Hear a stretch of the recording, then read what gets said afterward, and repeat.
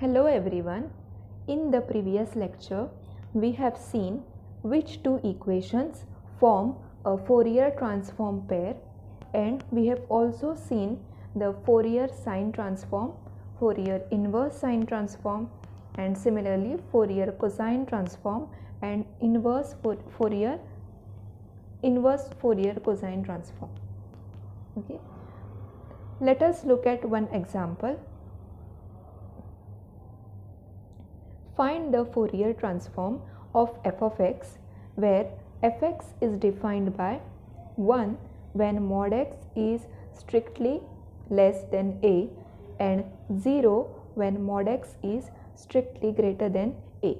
Hence, evaluate integral from minus infinity to infinity sine alpha a cos alpha x divided by alpha d alpha, and this integral sine alpha a by alpha d alpha.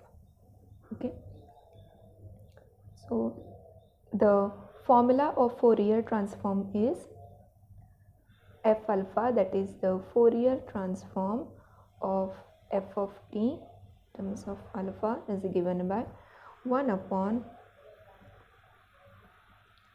root 2 pi integral from minus infinity to infinity f of t e raised to I alpha t dt, which is equal to, I write that equal to 1 upon root of 2 pi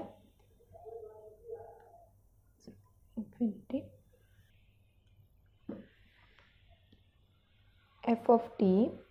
Here it is only the interval from minus a to a will be retained, because on the remaining portion of the x-axis the function is defined as 0. So f of t, it will be f of t is defined as 1 into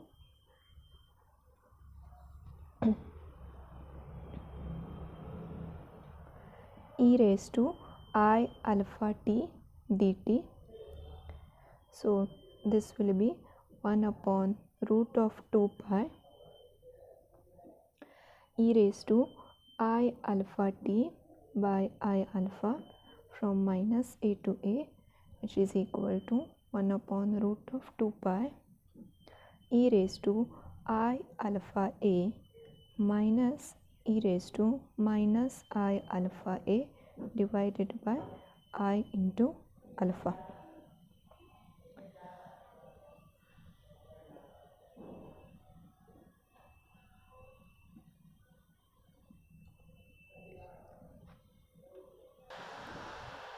If I multiply and divide by 2, and divide by 2, then what will happen is 2 divided by root of 2 pi into this alpha, I can take it here, then this will be e raised to I alpha a minus e raised to minus I alpha a divided by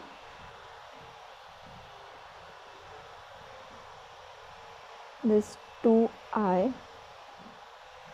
This will be nothing but root of 2 by pi into 1 upon alpha sine of alpha a. Therefore, f alpha is equal to root of 2 upon pi into sine of alpha a by alpha, if alpha is not equal to 0. But you can clearly see here, if that alpha is 0, then this can create a problem, right? So what happens if alpha is equal to 0? So limit as alpha goes to 0, this root of 2 pi sine of alpha a by alpha, it's 0 by 0 form. So what it will be? Root of 2 upon pi, derivative of this 1, derivative of this cos of alpha a into a. Okay, so limit as alpha goes to 0, this will be root of 2 pi into a. So it will be root of 2 by pi into a if alpha is equal to 0.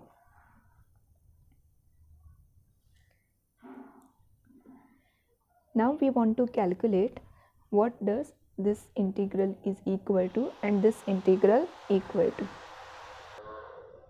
It is clear from here that we will have to take the inverse Fourier transform of this f alpha. Okay, so we have these terms here, and that sine alpha into cos alpha x by alpha d alpha. Okay, so f of x, the inverse Fourier transform of f alpha is given by 1 upon root of 2 pi integral minus infinity to infinity capital F alpha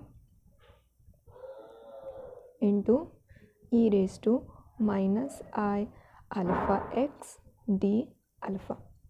So this will be equal to 1 upon root of 2 pi integral from minus infinity to infinity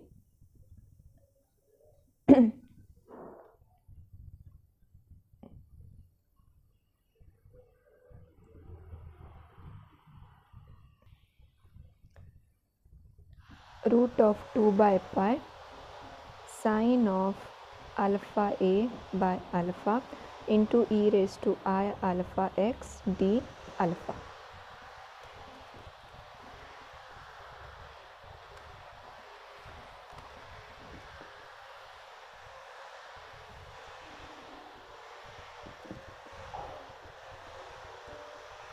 So that will be equal to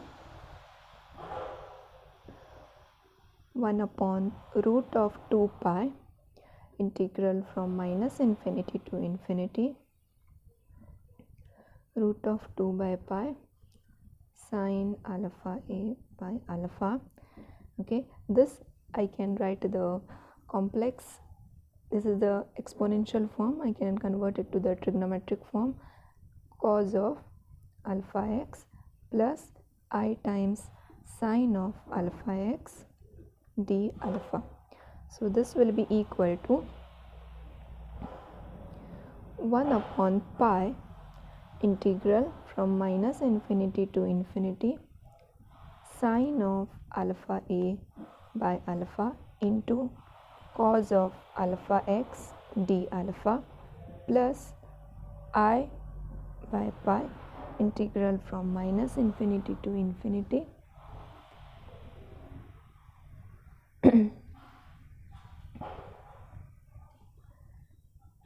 sine of alpha a by alpha sine of alpha x d alpha.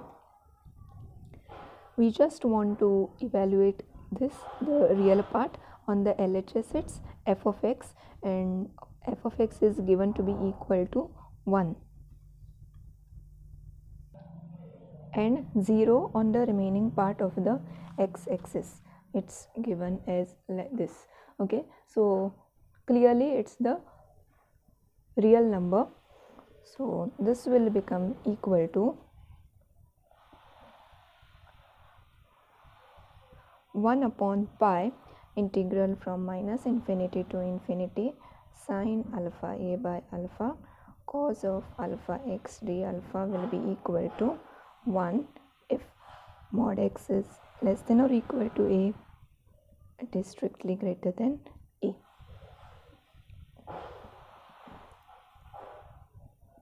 Sine alpha a by alpha cos of alpha x d alpha will be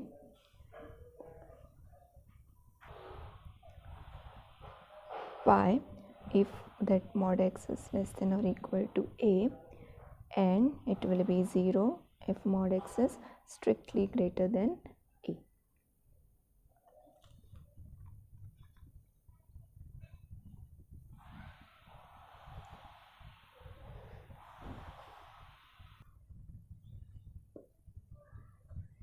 At x equal to 0, we also want to evaluate this integral sine alpha a divided by alpha d alpha. Okay, so what do we have here? Sine alpha a divided by alpha d alpha. So if we put at x equal to 0, we will get the value of this integral. What we will get is integral from minus infinity to infinity sine of alpha a by alpha d alpha. This is equal to pi, but it's an even function, so this will get reduced to 2 times integral from 0 to infinity sine of alpha a by alpha d alpha. It's pi by 2, and therefore the value of the required integral will be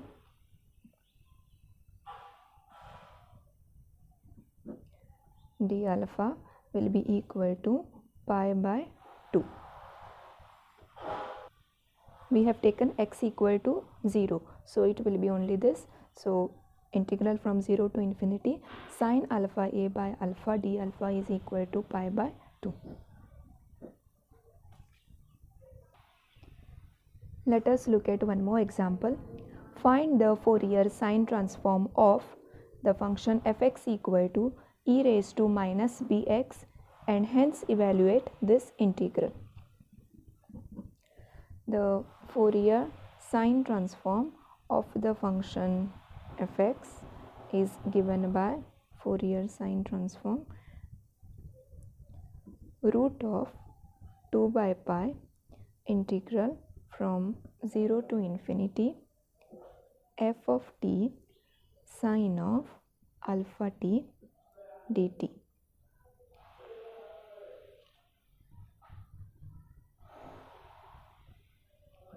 So that is equal to root of 2 by pi integral from 0 to infinity f of t is e raised to minus bt into sine of alpha t dt. Okay. Here we can directly apply the formula.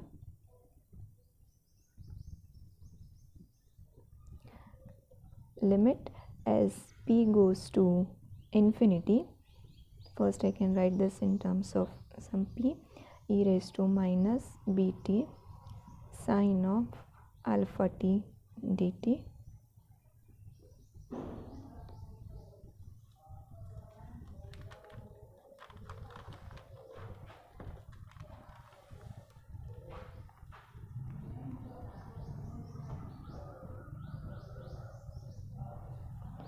this will be equal to root of 2 by pi limit as p goes to infinity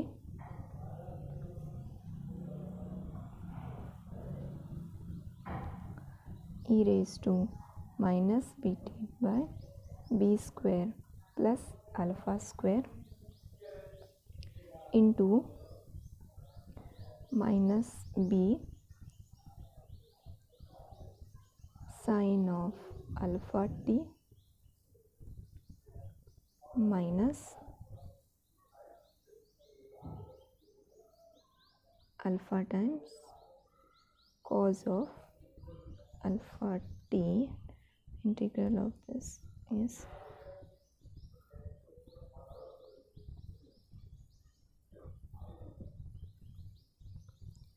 from 0 to p. Okay, so this will be root of 2 by pi limit as p goes to infinity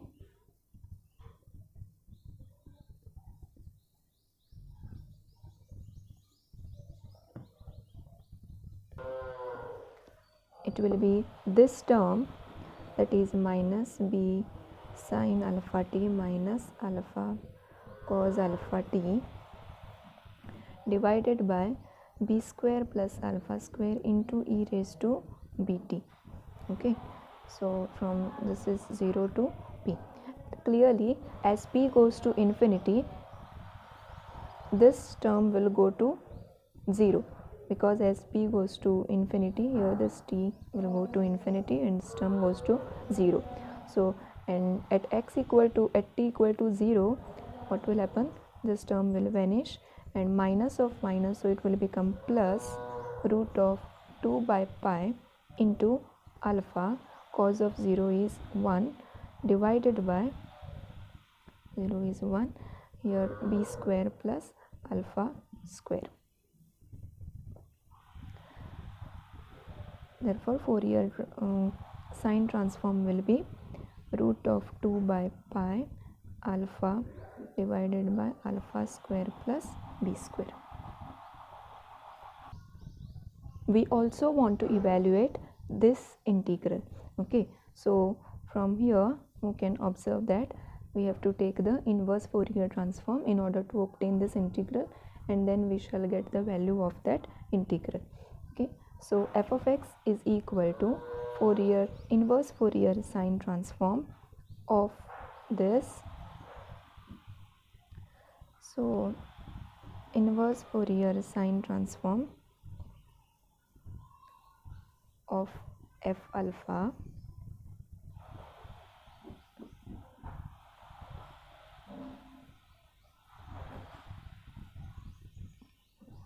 root of 2 by pi integral from 0 to infinity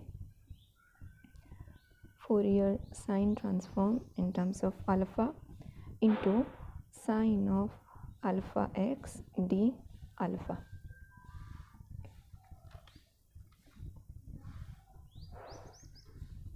That is equal to root of 2 by pi integral from 0 to infinity. This in terms of alpha is this root of 2 by pi alpha square plus b square sine of alpha x d alpha. So this will be equal to 2 upon pi integral from 0 to infinity alpha sine of alpha x divided by alpha square plus b square d alpha, which is equal to f of x e raised to minus bx. That will imply integral from 0 to infinity alpha sine alpha x square plus b square d alpha is equal to pi by 2 into e raised to minus bx.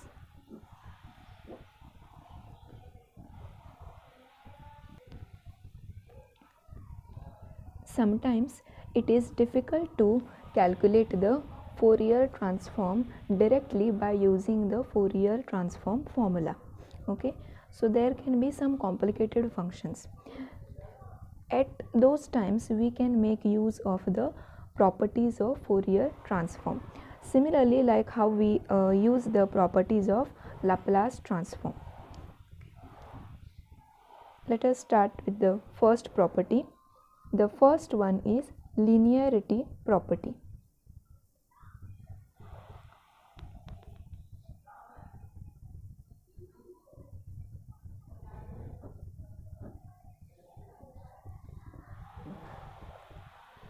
If f alpha and g alpha are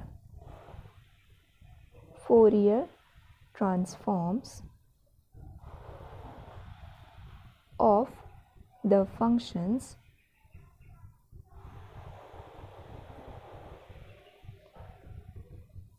fx and gx respectively.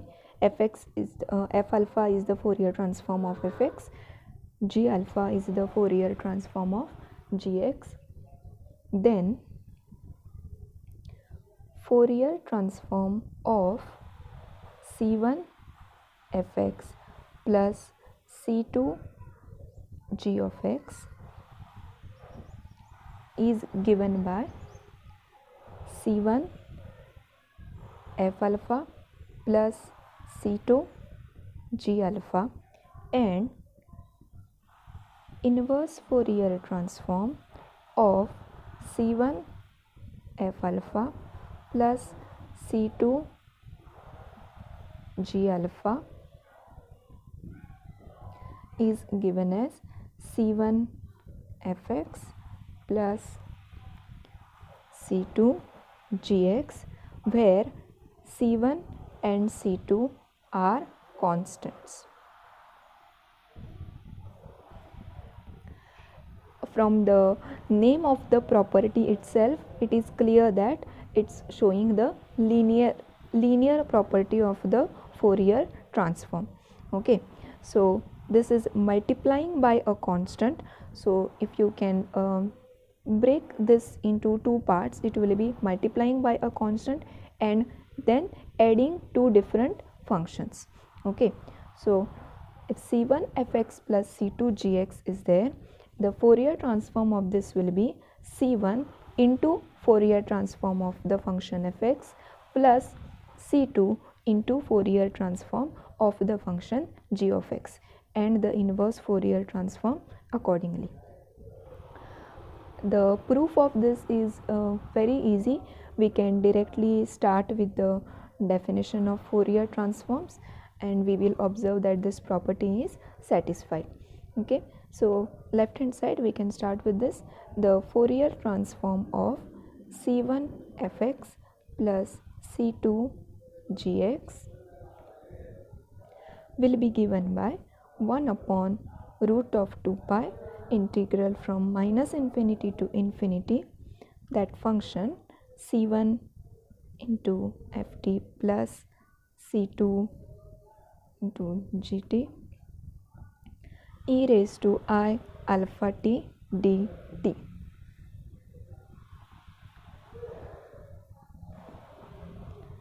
This will be equal to 1 upon root of 2 pi integral from minus infinity to infinity C1 f of t e raised to I alpha t dt plus 1 upon root of 2 pi integral from minus infinity to infinity C2 g of t e raised to I alpha t dt. This can be written as C1, we can take it outside because it's a constant. Similarly, C2 can be taken out. So this will be C1 into, if you look at this, this is nothing but the Fourier transform of the function fx, which is f alpha plus C2 is a constant. If you look at this, this is the Fourier transform of the function gx, which is g alpha.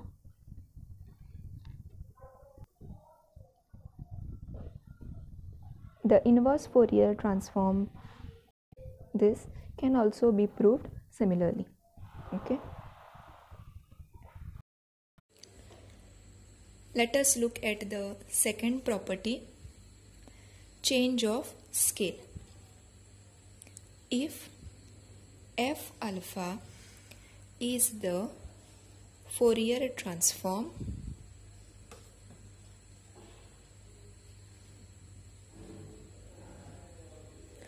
of fx, then Fourier transform of f(ax) is given by 1 upon mod a f alpha by a not equal to 0. Okay, so let us prove this property.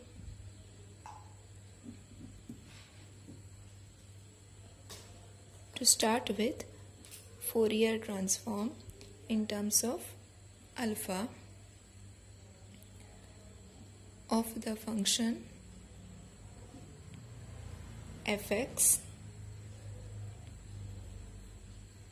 this is given by 1 upon root of 2 pi integral from minus infinity to infinity f of t e raised to I alpha t dt.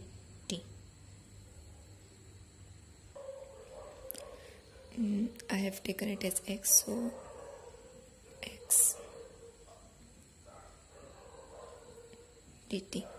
Okay, so accordingly Fourier transform of f ax will be 1 upon root of 2 pi integral from minus infinity to infinity f ax e raised to I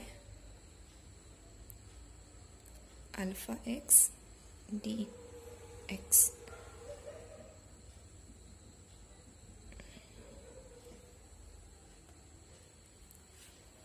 So next we do the substitution. Let ax be equal to some t. Okay, what will that imply? X is equal to t by a. So dx is 1 upon a into dt. And you can observe here,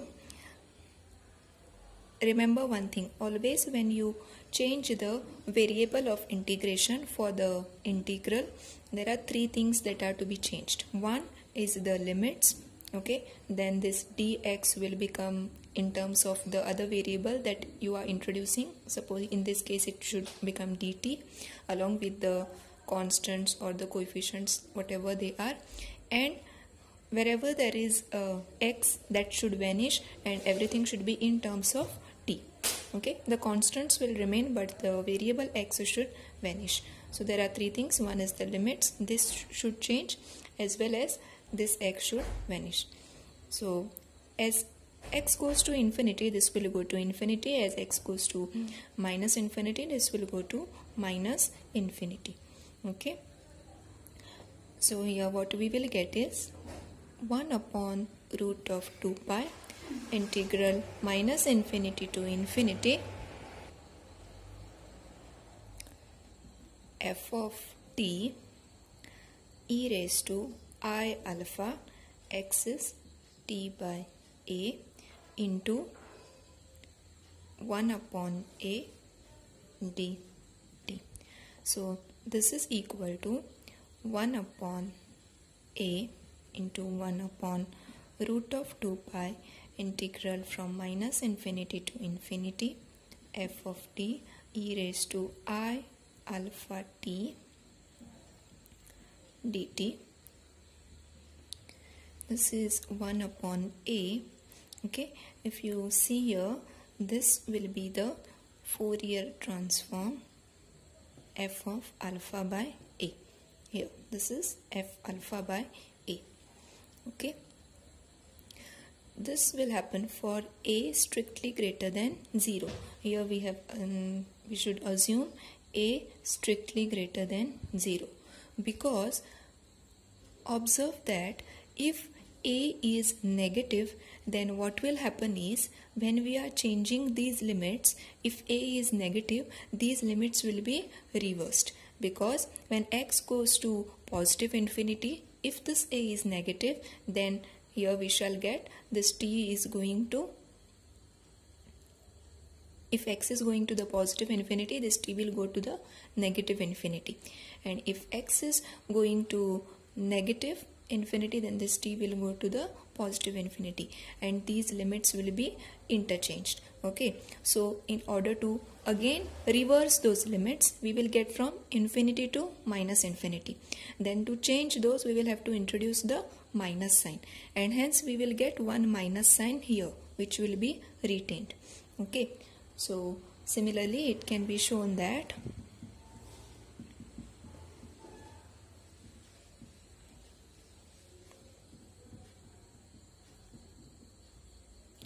Fourier transform of f(ax) will be equal to minus 1 upon a, this alpha by a, when that a is not positive. Okay, if it is strictly less than 0. And therefore from these two statements, what do we conclude? The Fourier transform of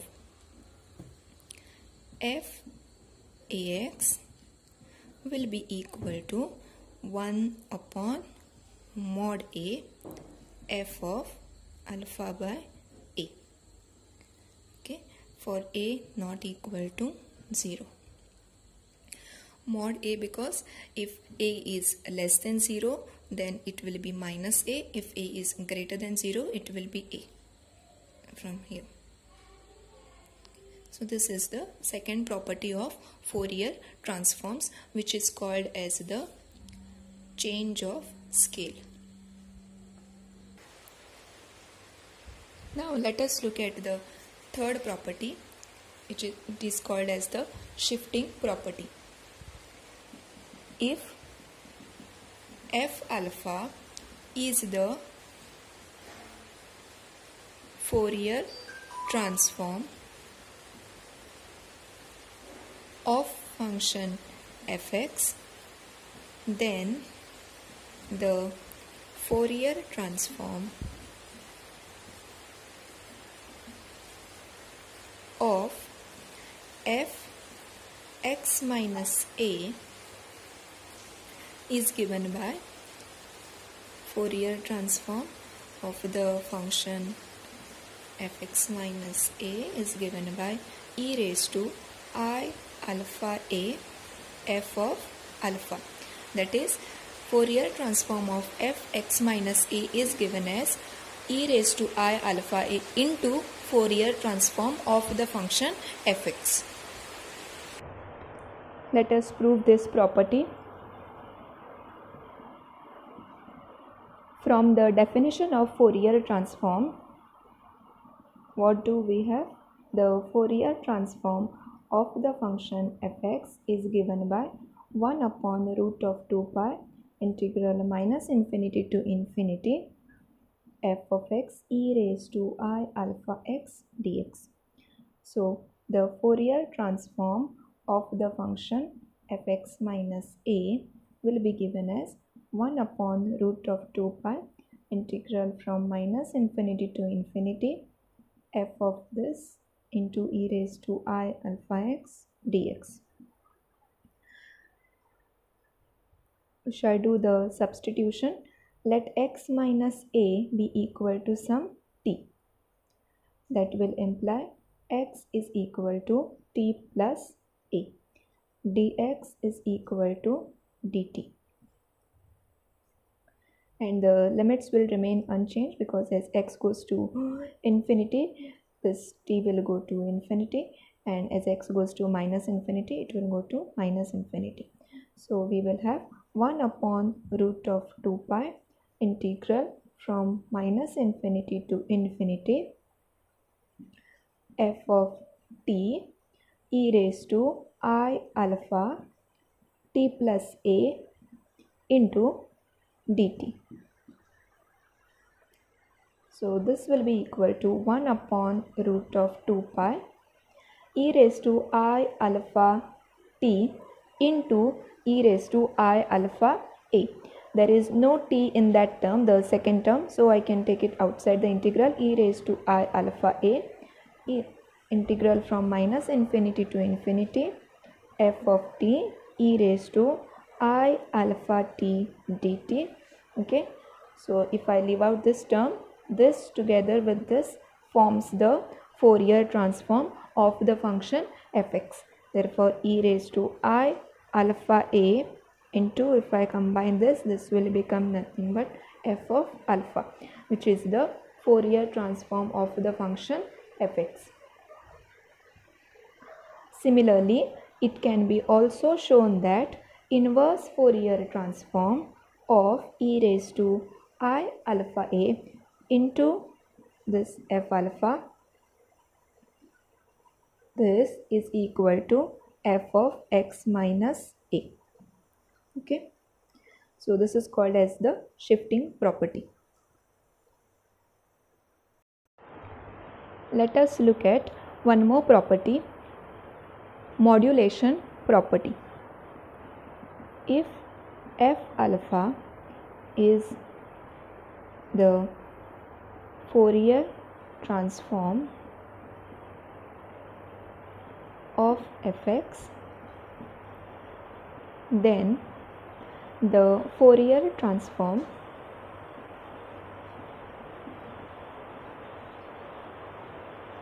of fx into cos of alpha x, alpha we will be using, so I'll take it cos of ax, okay, to avoid the notation clash. Fx into cos ax is given by 1 upon 2 into f at alpha minus a plus f at alpha plus a.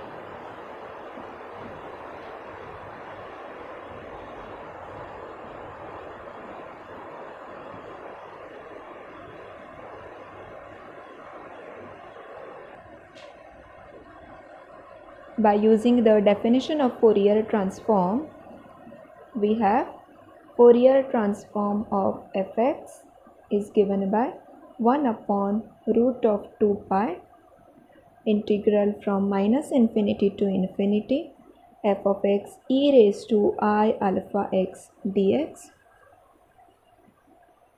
and therefore the Fourier transform of fx cos ax will be given by 1 upon root of 2 pi integral from minus infinity to infinity f of x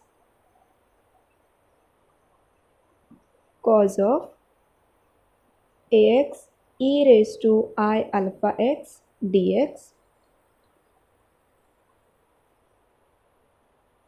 Now what we can do is minus infinity to infinity this f of x into e raised to I alpha x. This cos of ax I can write it as e raised to I ax plus e raised to minus I ax divided by 2.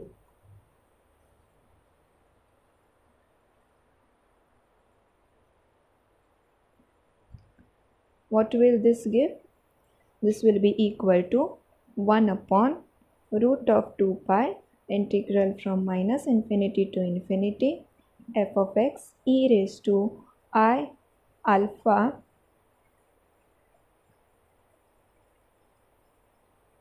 plus a into x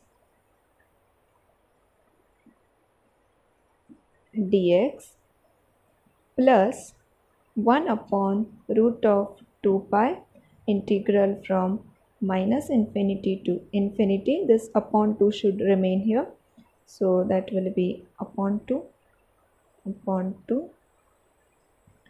so it will be f of x e raised to I is common alpha minus a into x dx. So this is nothing but if I take this 1 upon 2 common, this will be f alpha plus a capital F plus f at alpha minus a, and hence Fourier transform of fx into cos ax will be 1 upon 2 f alpha plus a plus f alpha minus a, alpha plus a and alpha minus a. By using the similar idea, it can also be proved that Fourier sine transform of fx into cos ax will be 1 upon 2 Fourier sine transform alpha plus a plus Fourier sine transform at alpha minus a. Okay, so we can prove this by starting with the definition of Fourier sine transform.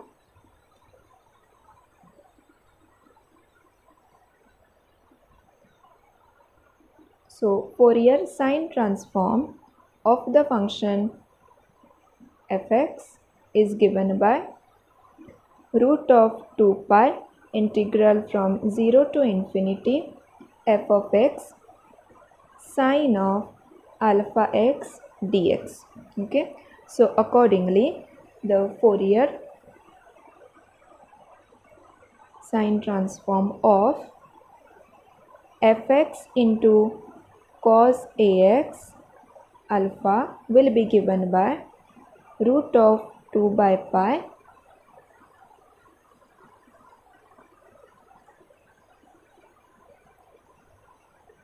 integral from 0 to infinity f of x cos ax sine alpha x dx. Okay, so root of 2 pi integral from 0 to infinity f of x.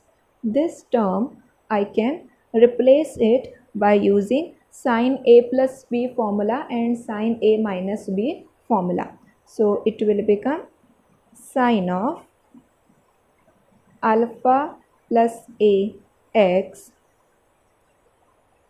plus sin of alpha minus a x dx divided by 2. So we can keep that 1 upon 2 here.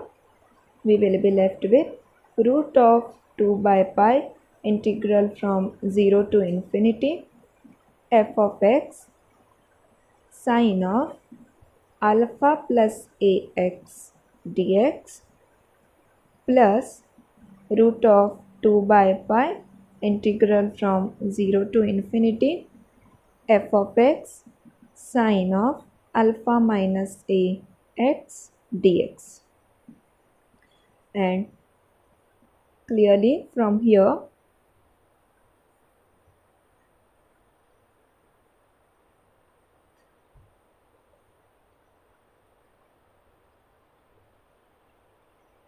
this will be, if you observe this is Fourier sine transform at alpha plus a plus this will be Fourier sine transform at alpha minus a.